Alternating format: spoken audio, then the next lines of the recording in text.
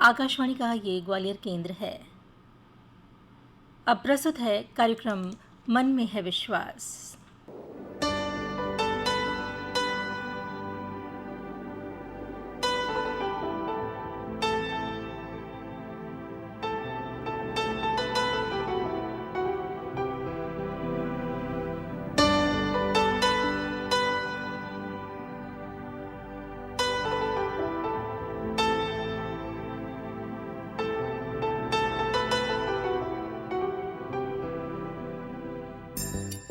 कार्यक्रम सुनने वाले सभी साथियों को तुलिका शर्मा का नमस्कार। यदि संभव होता ना तो इस नमस्कार के साथ बांध देती थोड़ी उम्मीदें और थोड़ा सा हौसला, क्योंकि मुश्किल घड़ियों में ये राहत की सबसे बड़ी डोज होती है ना। आप भी जब कभी थोड़ा लो फील करें ना तो मनपसंद काम करने लगिए। क्या कहा? किसी काम को करने में आपका मन नहीं लगता? हो ही नहीं सकता। चलिए हम बताते हैं आपको। संगीत सुनिए, भजन, गजलें, फिल्मी गीत, शास्त्रीय संगीत के पक्के गाने। संगीत ना किसी भी रूप में हो, हमें सुकून देगा ही देगा, पक्का। गांठ बांध लीजिए। वैसे मैं अपनी बात करूं ना तो बहुत पहले से सलीम राही की लिखी ये पंक्तियां मुझे बहुत राहत देती हैं। देखना कश्ती समंदर देखना और फिर उसमें उतर कर देखना। देखना कश्ती समंदर देखना और फिर उसमें उतर कर देखना। नाप लोगे तुम यकीनन आसमां, सोच लेना और उड़ कर देखना। श्रोता साथियों, आज के अपने इस कार्यक्रम में हमने ऐसी ही राहत देने वाली संघर्ष की एक दास्तान कहने की कोशिश की है। ग्वालियर से निकलकर देश और विदेश के कोने कोने में अपनी प्रतिभा के जौहर दिखाने वाले लोगों की कमी नहीं है। छोटे से शहर से निकलकर बड़े फलक पर अपना नाम और पहचान बनाने में संघर्ष का एक लंबा रास्ता तय करना होता है। ऐसे ही रास्तों पर चलकर डबरा के वेद शर्मा आज बॉलीवुड पहुंच गए हैं। एक आरजे के रूप में वेद ने अपना सफर शुरू किया था और उसके बाद संगीत के जुनून को अपनाते हुए इसमें ही करियर बनाने का सपना देखा। ये सपना साकार हो चुका है। वेद ने न सिर्फ फिल्म मलंग का टाइटल ट्रैक बनाया है, बल्कि भारत के प्रधानमंत्री नरेंद्र मोदी के लिए और सरदार वल्लभ भाई पटेल की प्रतिमा अनावरण के समय सरदार पटेल के लिए भी एक गीत तैयार किया, जिसे माननीय प्रधानमंत्री ने अपने तमाम सोशल मीडिया प्लेटफॉर्म्स से शेयर भी किया। वेद शर्मा का इस तरह बड़े फलक पर अपना नाम दर्ज करवाना हम ग्वालियर वासियों के लिए बड़े गर्व का विषय है। अपने इस कार्यक्रम मन में है विश्वास के लिए हमने टेलीफोन पर वेद शर्मा से बात की। आइए आपको वही बातचीत सुनवाते हैं। श्रोता साथियों, हमारे साथ हैं वेद शर्मा। वेद शर्मा यहीं डबरा के रहने वाले हैं और इस समय मुंबई में गायन के क्षेत्र में और म्यूजिक के क्षेत्र में अपना हाथ आजमा रहे हैं। बहुत बहुत स्वागत है हमारे कार्यक्रम में वेद आपका। नमस्कार। नमस्कार मैम, धन्यवाद आपका जो आपने मुझे इस प्रोग्राम में बुलाया। वेद, कहाँ के रहने वाले हो? जर्नी कैसे शुरू हुई? ये जो म्यूजिक का जुनून है ये कैसे शुरू हुआ, थोड़ा हमारे श्रोताओं को बताओ। 2007 की बात है, जब हमारे ग्वालियर में मैं डबरा तहसील से रहने वाला हूँ, तो उस वक्त नए नए रेडियो चैनल्स ओपन हुए थे। तो उस वक्त मैं अपने घर में बैठा हुआ था और मेरे जो बड़े भाई हैं उन्होंने मुझसे आके कहा कि ये जो एक रेडियो पे प्रोग्राम आ रहा है ग्वालियर का 30 मार्क का, वो आपको मतलब उसमें पार्टिसिपेट करना चाहिए मुझे। तो मैंने जब उसमें पार्टिसिपेट किया, मैंने मिमिक्री की उसमें अजय देवगन की, नाना पाटेकर की, तो मैं उसका विनर बना। और जब विनर बनने के बाद मेरा नाम अनाउंस हुआ और उन्होंने बोला कि आप अपना प्राइज लेने के लिए आए ग्वालियर। मैम, जब मैं वहां पहुंचा, वो मैंने एनवायरनमेंट देखा, जो वाइब मैंने उस रेडियो चैनल में ऑब्जर्व की, फील की, मुझे कहीं ना कहीं ऐसा लगने लगा था कि आई थिंक ये वो जगह है जहाँ मुझे काम करना चाहिए। आई थिंक यहाँ मेरा मन लग सकता है। और वो मुझे बहुत, कहते हैं, अट्रैक्ट बहुत कर गया था वो वाइब मेरे को। देन उसके बाद फिर मैंने ऑडिशंस दी रेडियो के लिए, तो फिर मेरे को as a voice over artist job मिला। 2007 की बात है। उसके बाद फिर मैं धीरे धीरे वॉइस ओवर आर्टिस्ट में और एंकरिंग में फिर मैं ग्वालियर में करने लगा। उसके बाद फिर मैं 2010 में दिल्ली गया हुआ था। दिल्ली में फिर मैंने भजन और काफी सारे डिवोशनल एल्बम्स और स्टूडियो में भी वर्क किया, सीखा कि कैसे काम होता है स्टूडियो के अंदर, कैसे गाने बनाए जाते हैं। जो लोग वहाँ काम करते थे वो काफी सपोर्टिव थे मेरे लिए और मुझे सपोर्ट भी करते थे। उसके बाद जब मैं वापस से ग्वालियर आया तो मैंने रेडियो ज्वाइन किया, वहाँ पे एज़ अ आरजे मानव मैं जॉब करता था और प्रोडक्शन संभालता था। देन उसके बाद 2013 में फिर मैं मुंबई आया और फिर मीत ब्रदर्स के साथ वर्क किया और अभी लगातार कर रहा हूँ और धीरे-धीरे कुछ प्रोजेक्ट्स हैं उस पे भी वर्क कर रहा हूँ। वेद, जब आपने काम शुरू किया था तो आप कितने साल के थे? क्योंकि जब ग्वालियर आए आपने वो प्रतियोगिता थी वो जीती, तो जी, उस समय क्या उम्र रही होगी आपकी? मेरी उस वक़्त 15 साल की उम्र थी। 15 साल की उम्र में एक मिमिक्री आर्टिस्ट की तरह से आपको पहचाना जाना, ये एक जी, बहुत बड़ी बात है, क्योंकि उतने छोटे बच्चे, आवाज भी लड़कों की विशेष तौर पर यदि हम बोलें तो थोड़ी भारी होती है, आवाज को लेकर के जी, थोड़ा सा मन में हीन भावना होती है। तो वो जी। सारी चीजों को आपने कैसे 15 साल की उम्र के बाद धीरे धीरे आगे लेके गए और अपनी आवाज पे काम किया, ये भी बताइए, क्योंकि बहुत सारे लोग हैं वॉइस ओवर आर्टिस्ट बनना चाहते हैं या ये फील्ड उन्हें बहुत अट्रैक्ट करता है, जी। तो उनके लिए बताइए। मेरे साथ मैं बताना चाहूँगा जितने भी लोग हमें इस वक़्त सुन रहे हैं कि मैं जिन लोगों के साथ रहता था वो काफ़ी मुझे बिकॉज़ मैं एक ऐसे शहर से बिलॉन्ग करता हूँ जहाँ पर जो भाषा है हमारी अवध की, तो उसमें कुछ ऐसे शब्द भी होते हैं जो प्रोनाउंस किए जाते हैं बट लेकिन जब उनको बोलते हैं उनका उच्चारण ठीक नहीं होता है, तो काफ़ी सारे वर्ड्स पे वो मेरे को टोकते थे और सिखाते भी थे रेडियो के अंदर।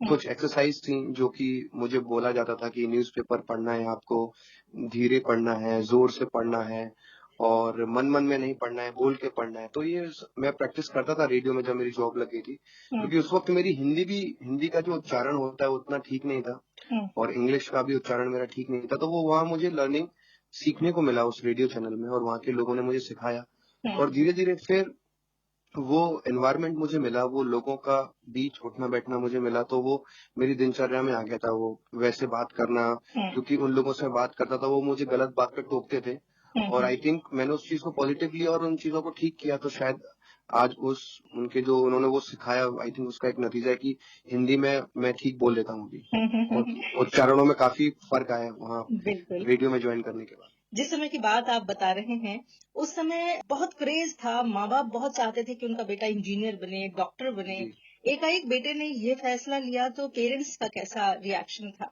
पेरेंट्स का रिएक्शन ऐसा था कि जब मैंने प्राइज जीता उसके बाद फिर जब मेरी जॉब लगी तो आई थिंक उनको ये लगने लगा था कि इसको ये अच्छा लगता है, ये करना है, इसको करने देते हैं, पढ़ाई तो ऑलरेडी कर ही रहा है।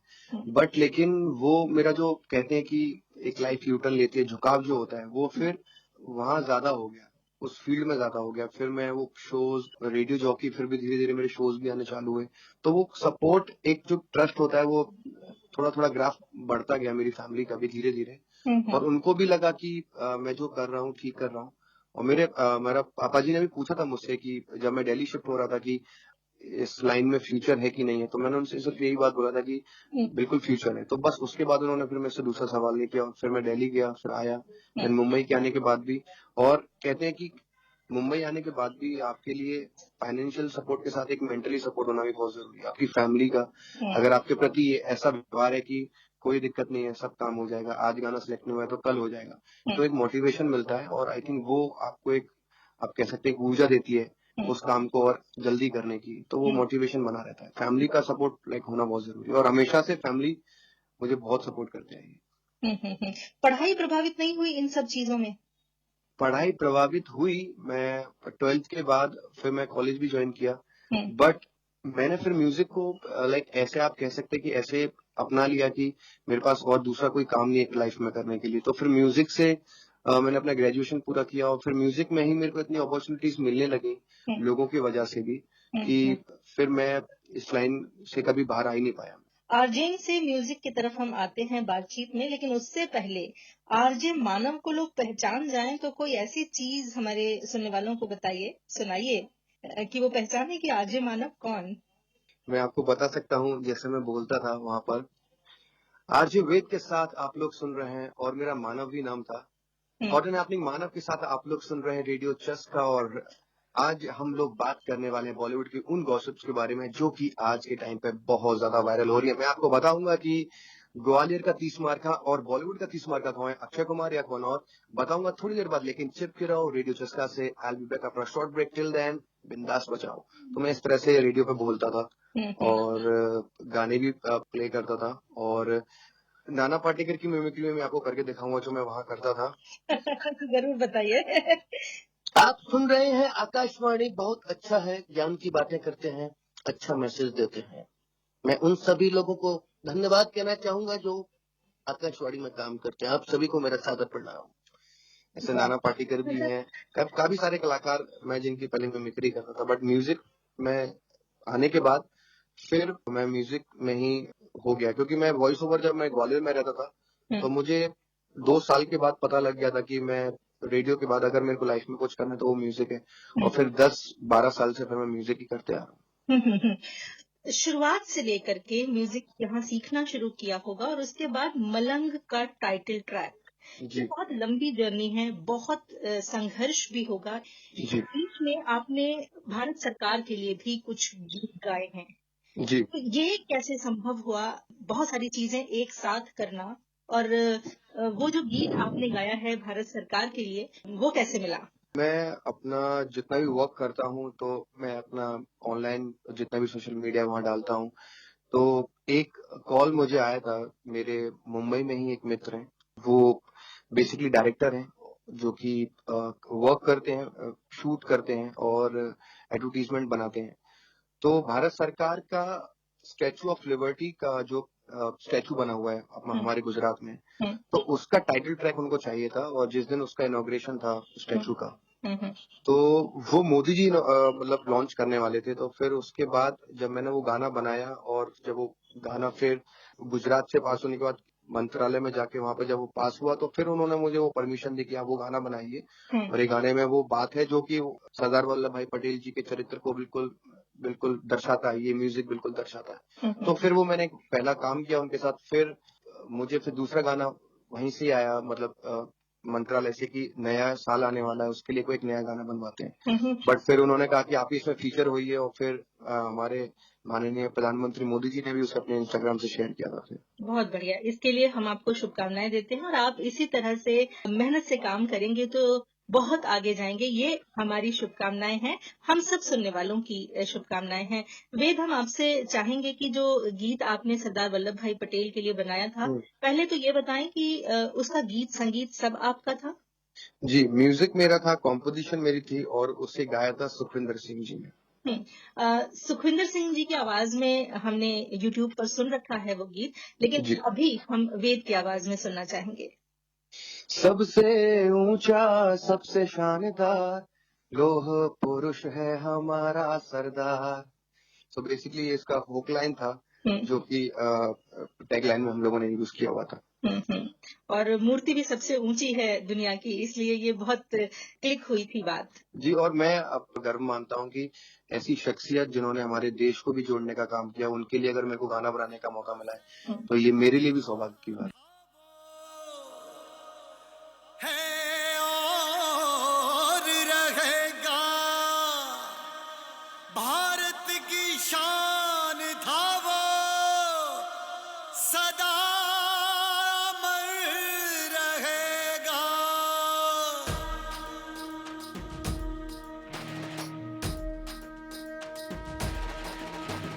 सबसे ऊंचा है सबसे शानदार, लोह पुरुष है हमारा सरदार।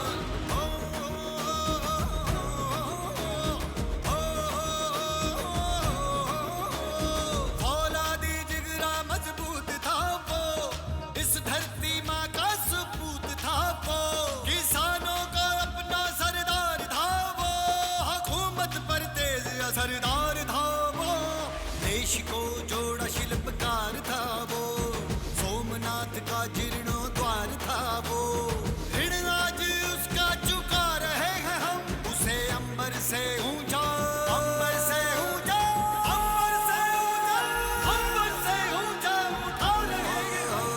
हो सबसे ऊंचा है सबसे शानदार, लोह पुरुष है हमारा सरदार। हो सबसे ऊंचा है सबसे शानदार, लोह पुरुष है हमारा सरदार। सबसे ऊंचा है सबसे शानदार, लोह पुरुष है हमारा सरदार। दुम दुम दुम ना ना ना ना ना ना ना दुम दुम ना ना ना ना ना ना। और वो गीत भी हमें सुनाइए जो आपने सरकार के नए साल की शुरुआत करने के लिए गाया था, जिसमें आपको फीचर भी किया गया था, और एक बहुत बढ़िया सा वीडियो बना था वो। जी, थैंक यू 2018। और 18 का भी अगर आप देखेंगे तो 18 का भी एक गाना है। और उसके बाद मैं आपको 2020 जो वेलकम 2020 सॉन्ग है वो भी मैं आपको सुनाता बिल्कुल। हूँ।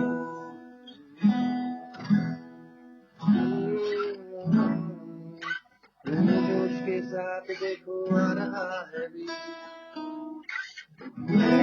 के रंग देखो जा रहा हूँ, नई उमंग के साथ देखो आ रहा है बीस। 19 का साहस की कहानी, जब पड़े थे हम शत्रु पे भारी।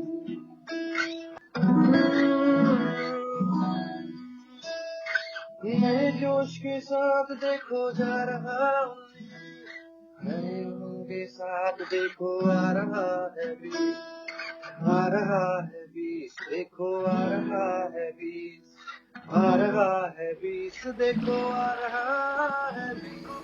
जा रहा है 2019, नए जोश के साथ देखो आ रहा है बीस, नए जोश के साथ देखो आ रहा है बीस, पलके गीली करके अपनी जा रहा 19, नए जोश के साथ देखो आ रहा है बीस। हमें नल से जल पहुंचाना है, हमें चांद तलक अभी जाना है, जो कुछ भी ठीक नहीं अब भी ठीक करके दिखाना है। बड़े बड़े लक्ष्यों को देकर जा रहा 19, नए जोश के साथ देखो आ रहा है बीस। वेलकम 2020, वेलकम 2020, आ रहा है बीस, देखो आ रहा है बीस। बहुत अच्छा वेद। आवाज पे तुमने बहुत काम किया शुरू से लेकर जी के अब तक, और आगे भी लगातार इस पर काम करना है।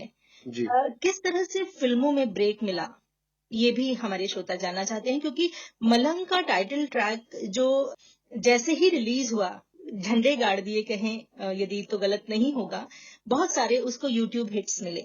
Thank you so much ma'am. Ma'am मैं ये कहना चाहूंगा कि जब मैं मुंबई आया था 2013 में, तो मैं 1 साल तक वॉइस ओवर आर्टिस्ट था। मैं यहाँ पे वॉइस ओवर करता था काफी सारे कार्टून्स एंड अपने चैनल्स के लिए जो इंग्लिश डब होते हैं। उसके बाद मैं मीत ब्रदर्स के साथ काम किया 1.5 साल। देन उसके बाद फिर मैं फ्रीलांसिंग अपना इंडिविजुअल काम करता था।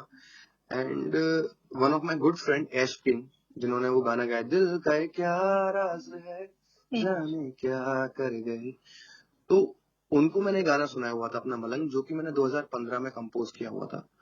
वो गाना उनको सुनाया, उनको अच्छा लगा, उसके पास वो गाना था मेरा। 2017 में हाफ गर्लफ्रेंड मूवी के प्रमोशन के टाइम पे, म्यूजिक प्रमोशन के टाइम पे, जब पूरी कास्ट दिल्ली से मुंबई वापस लौट रही थी, तो फ्लाइट में ऐश किंग ने ये गाना मोहित सर को सुनाया, मोहित सूरी सर को, जिन्होंने मलंग फिल्म डायरेक्ट की है। जब उन्होंने वो गाना सुना तो उनको काफी पसंद आया, और उन्होंने फ्लाइट से उतरने के बाद ऐश किंग से मेरा नंबर लिया एंड गाना लिया। और उसके तकरीबन 7 दिन बाद मुझे कॉल आया, मैसेज आया मोहित सर की साइड से। देन उन्होंने कहा कि आपसे मिलते हैं और फिर वर्क करते हैं साथ में। देन उन्होंने से जब मैं पहली बार मिला तो उन्होंने मेरा गाना सिलेक्ट कर लिया था। और ये गाना जैसे ही सिलेक्ट हुआ तो आपको एक अलग तरह की खुशी हुई होगी। घर पे कैसे बताया? क्योंकि सबसे पहले यदि घर पे बताते हैं तो एक अलग तरह का एक्साइटमेंट होता है। ये आप कह सकते हैं कि एक सपने का सच होना होता है, वो वैसे ही था मेरे लिए। जी। क्योंकि जब मैं रेडियो में जॉब करता था तो मैं मोहित सूरी सर की फिल्म्स के गाने प्ले करता था। और कहते हैं ना कि ब्लेसिंग्स होती हैं फैमिली की, माँ बाप की, तो एक ब्लेसिंग्स है। बिकॉज काफी सारा टैलेंट है मुंबई के अंदर जो कि भरा पड़ा हुआ है, और अच्छा टैलेंट है जो अच्छा म्यूजिक कंपोज करते हैं, बट इतनी अपॉर्चुनिटीज नहीं होती है। बट मैं खुशनसीब हूँ कि मेरे को अपॉर्चुनिटीज मिली just because of blessings. And Mohit sir का भी एज अ ब्रदर वो मेरे को ट्रीट करते हैं और गाइड भी करते हैं कि क्या मेरे लिए सही है क्या नहीं है म्यूजिक के लिए भी। और उनकी स्कूलिंग में भी मुझे काफी सीखने को मिलता है। उनका एक्सपीरियंस जो उन्होंने इतने साल बॉलीवुड में दिए, उसको भी काफी सीखने को मिलता है। वेद, एक चीज यहाँ हम आपसे जानना चाहेंगे, मलंग का गाना हम अभी सुनेंगे आपसे। ये जो कोरोना का जो टाइम चल रहा है, ये बॉलीवुड में बहुत सारी चीजें बंद हैं जी, सारा लगभग प्रोडक्शन बंद है जी, तो ऐसे में सबको थोड़ी सी दिक्कत हो रही है, और जी, आपका ये संघर्ष का समय है, संघर्ष के समय की भी शुरुआत है बॉलीवुड में, जी। यदि कहें तो। ये समय आप कैसे बिताते हैं, अपने आप को किस तरह से आगे के लिए तैयार करते हैं? लॉकडाउन में जैसा कि आपने बिल्कुल सही कहा कि सभी लोग घर के अंदर हैं और अपने स्वास्थ्य की देखभाल कर रहे हैं, बट मेरे केस में और जितने भी म्यूजिशियंस हैं इंडस्ट्री में और इंडस्ट्री के बाहर भी, मैं जहाँ रहता हूँ मैं वहां पर मेरा खुद का एक स्टूडियो है। तो अब अगर किसी डायरेक्टर या प्रोड्यूसर्स की कोई फिल्म पे अगर वर्क चल रहा है, उसकी स्टोरी लिखी जा रही है और उनको गाने की जरूरत है, तो वो मुझे बोल सकते हैं। और मैंने इस लॉकडाउन में भी काफी सारे जो डायरेक्टर हैं, प्रोड्यूसर्स हैं, उनके जो अगले प्रोजेक्ट्स आने वाले हैं, उनके लिए उन्होंने पहले से गाने लॉक करके रख लिए कि हम लोग फील्ड वर्क नहीं कर पा रहे हैं, मूवी शूट नहीं कर पा रहे हैं, बट हम अपना म्यूजिक लॉक कर लेते हैं। देन वो लोग अप्रोच करते हैं। अभी मैंने टी सीरीज के साथ भी 3 से 4 प्रोजेक्ट साइन किए हैं इस लॉकडाउन में, और मोहित सर की भी कुछ मूवीज हैं। तो मैं लॉकडाउन में मेरे लिए अच्छा रहा कि मेरे को एक साथ बैठने का मौका मिला और काम करने का भी मौका मिला, तो ज्यादा से ज्यादा गाने भी कंपोज हो पाए। सबके फुर्सत में होने का थोड़ा सा आपको फायदा मिल गया। जी, कहते हैं ना कि जब मतलब फ्री टाइम में हम कोई भी काम करते हैं तो बहुत बेस्ट होता है। तो लॉकडाउन में वैसा किसी का प्रेशर नहीं है, तो एक फ्री जोन में जो गाने बनते हैं, और उसके बाद अगर किसी की डिमांड होती है, किसी को फिल्म के लिए, एल्बम के लिए गाना चाहिए, तो मैं प्रेजेंट भी कर पाता हूँ, और वो फिर अगर बेस्ट होता है तो फिर वो लॉक हो जाता है। बिल्कुल सही बात है। इस तरह से ब्रेक्स भी मिल रहे हैं आपको, और हम यहाँ आपके नेटिव प्लेस, मूल रूप से आप जहाँ से जुड़े हैं, वहां से जुड़े सभी लोग आपके लिए दुआ करेंगे कि आप बहुत आगे तक जाएं और अपने क्षेत्र का नाम रोशन करें। वेद, हम मलंग के टाइटल ट्रैक की बात कर रहे थे। जैसे ही वो रिलीज हुआ, जी 25 मिलियन व्यूज जो हैं उसके 24 घंटे में ही हो गए थे। जी जी, ये बहुत बड़ी बात थी, और वो भी एक नए सिंगर के लिए, नए म्यूजिक डायरेक्टर के लिए। ये लोगों का सपोर्ट है, और मैं इसके लिए उन सभी लोगों को थैंक यू बोलना चाहूंगा जिन्होंने अपना सपोर्ट दिखाया है, और ये आर्टिस्ट के लिए एक मोटिवेशन का वर्क करता है, मैं जैसे मानता हूँ। मलंग का टाइटल ट्रैक थोड़ा सा हम आपसे सुनना चाहेंगे, फिर हम वो ट्रैक प्ले भी करेंगे अपने श्रोताओं के लिए। बिल्कुल मैम। काफिरा तो चल दिया इस सफर के संग, काफिरा तो चल दिया इस सफर के संग, मंजिलें ना ढूंढ कोई लेके अपना रंग, रहूं मैं मलंग मलंग रहूं मैं मलंग मलंग रहूं मैं मलंग मलंग मैं मलंग रे, मैं बैरागी साजियों ये भटकता मन, अब कहाँ ले जाएगा ये आवारापन, रहूं मैं मलंग मलंग मलंग रहूं मैं मलंग मलंग मलंग रहूं मैं मलंग मलंग मैं मलंग। काफिरा तो चल दिया इस सफर के संग, काफिरा तो चल दिया इस सफर के संग, मंजिलें ना ढूंढ कोई लेके अपना रंग, रहूं मैं मलंग मलंग मलंग रहूं मैं मलंग मलंग मलंग रहूं मैं मलंग मलंग मलंग मैं मलंग है रे।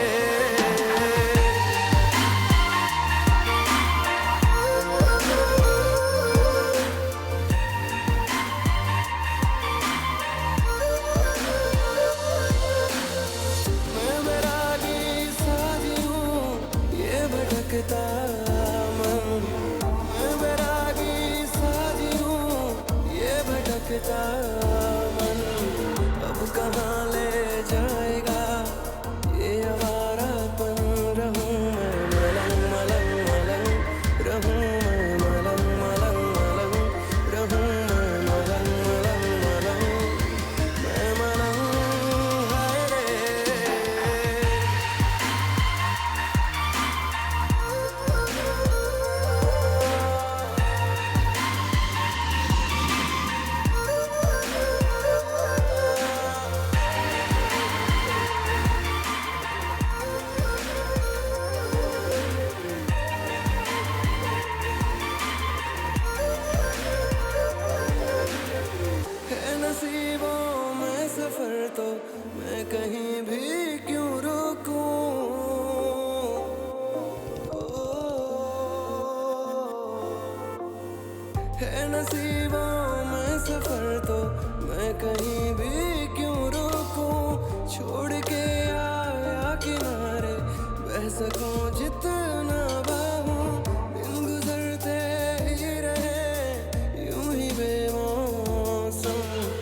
रास्ते थम जाए पर रुक न पाए हम, रहूं मैं मलंग मलंग मलंग, रहूं मैं मलंग मलंग मलंग, रहूं मैं मलंग मलंग मलंग, मैं मलंग हाय रे।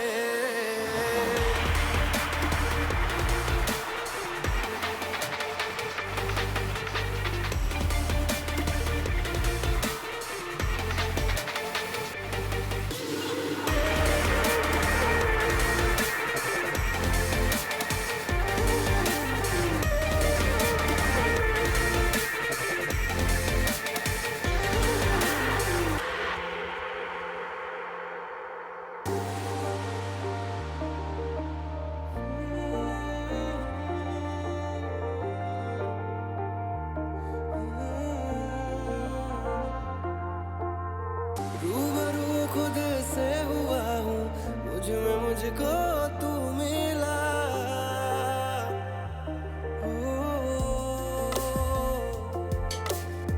रूबरू खुद से हुआ हूँ, मुझ में मुझको तू मिला। बादलों के इस जहां में आसमां तुझ में मिला। पिघली है अब रात भी है, शहर भी है नम, ना खुदा मैं तो रहा, बन गया तू धर्म। रहूं मैं मलंग मलंग मलंग, रहूं मैं मलंग मलंग मलंग, रहूं मैं मलंग मलंग मलंग, मैं मलंग हाय रे।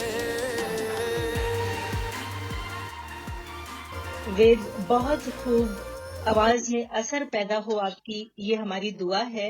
लेकिन चलते चलते हमारे श्रोताओं के लिए कुछ कहना चाहेंगे आज के दौर के लिए? हाँ, मैं जितने भी म्यूजिशियंस हैं, जितने भी आर्टिस्ट लोग हैं, जितने भी लोग इस वक्त हमें सुन रहे हैं, मैं उन सभी से सिर्फ एक ही रिक्वेस्ट करना चाहूंगा, जो मैंने मुंबई में आके सीखा कि जब हम कोई गाना कंपोज करते हैं या हम कोई प्रोजेक्ट रेडी करते हैं और जब हम किसी को प्रेजेंट करने के लिए जाते हैं, तो हो सकता है हमको कई बार ना सुनने को मिलता है। और मेरे साथ भी ऐसा हुआ था। जब मैं मलंग गाना भी सुनाया था तो मेरा 2 साल तक वो गाना रिजेक्ट होता था। तो मोस्ट ऑफ द टाइम पे हमारे साथ क्या होता है कि जो मैंने फील किया है और ऑब्जर्व भी किया है कि जब हमारा गाना सिलेक्ट नहीं होता है तो हमको एक डाउट आता है मन में कि यार मेरा गाना सिलेक्ट नहीं हो रहा है, मेरे को म्यूजिक आता है कि नहीं आता है, मेरे तो गाने सिलेक्ट नहीं होते हैं। ये थॉट क्रिएट हो जाता है, मेरे तो गाने सिलेक्ट ही नहीं होते हैं। तो मैं कहना चाहूंगा कि दूसरे के रिजेक्शन से आप अपने काम पे कभी डाउट नहीं करें, तो वो आपको आई थिंक आगे काम में आएगा। बिकॉज हम लोग दूसरे के रिजेक्शन से हम अपने काम पे डाउट कर लेते हैं, तो वो ना करें। हो सकता है आपका गाना आज सिलेक्ट नहीं हो रहा है क्योंकि वो उस कहानी के अनुरूप नहीं है, उस कहानी के अकॉर्डिंग नहीं है, दैट्स व्हाई वो गाना आपका सिलेक्ट नहीं हुआ है। हो सकता है उस गाने को उसकी एक स्टोरी मिलेगी और वो वहां पर एक दिन में और 1 घंटे में जैसे ही गाना सुना जाएगा उसी वक्त लॉक हो जाएगा। तो बस वही है कि दूसरे के रिजेक्शन से अपने काम पे कभी डाउट नहीं करें। आप जैसा म्यूजिक कर रहे हैं, जो भी वर्क कर रहे हैं, वैसे ही करते रहें, उसी पैशन में करते रहें। इतनी अच्छी बातें करने के लिए बहुत बहुत शुक्रिया वेद। आपके बहुत अच्छे सुनहरे भविष्य के लिए हमारी तरफ से शुभकामनाएं। Thank you so much ma'am, thank you so much. धन्यवाद। धन्यवाद मैम। ये थे गायक और संगीतकार वेद शर्मा। इनके संघर्ष की दास्तान हमने सुनी।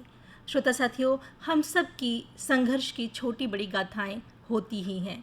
और ये जो पिछला समय बीता है ना, कोरोना काल जिसको हम कह रहे हैं बार बार, इस पूरे वक्त में हमने छोटे बड़े बहुत सारे संघर्ष किए हैं। जब हम राशन के बिना अपने घरों में थे, छोटी मोटी दवाइयों के बिना अपने छोटी छोटी सी परेशानियां काटी हैं, तो ये छोटे ही संघर्ष हैं लेकिन मिल के बड़े हो जाते हैं। ऐसे ही हमारा हौसला भी छोटा छोटा सा सही लेकिन मिल के बहुत बड़ा हो जाता है। तो मिल के रहिए, मलंग बने रहिए, जुड़ाव किसी चीज़ से नहीं लेकिन हर शय से प्यार करते रहिए। यथासंभव घर में रहिए, स्वस्थ रहिए, सुरक्षित रहिए और अपनी दोस्त तुलिका को इजाज़त दीजिए। मन में है विश्वास कार्यक्रम समाप्त करने की। नमस्कार।